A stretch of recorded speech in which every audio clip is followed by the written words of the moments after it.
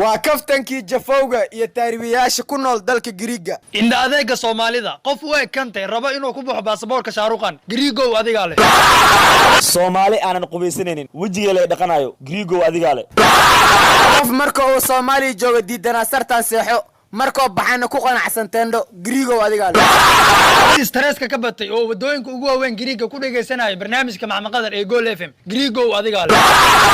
qof markoo Soomaali jooga hooyadiis ka diidana oodka haddana feel ugu jiro qaanda mushaariya Giriigo adiga leh. gabar familkeeda u dirsadaan Yurub Giriigana ku ciyaaraysa taraq kuna hayso saddex keenay dig Giriigo adiga leh.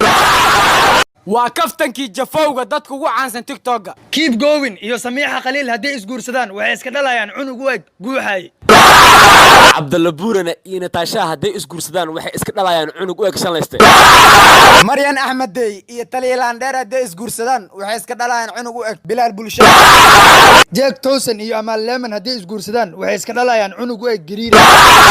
Habboon iyo hadday isguursadaan Karbaash Xalaala waxay iska dhalayaan cunug weeg Buffalo Banjo. Shushu Abdalla iyo hadday isguursadaan Big Bro waxay iska dhalayaan cunug weeg Xasan Qalanjo.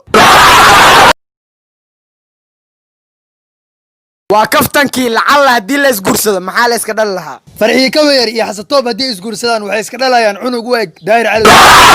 Fartuun Balbalaarka iyo Cismaan Dheeman hadday isguursadaan waxay iska dhalayaan cunug hurdo badan lagu leeyahay. CK iyo Maama Faranga hadday isguursadaan waxay iska dhalayaan cunug weeg Fuad Blue Meg.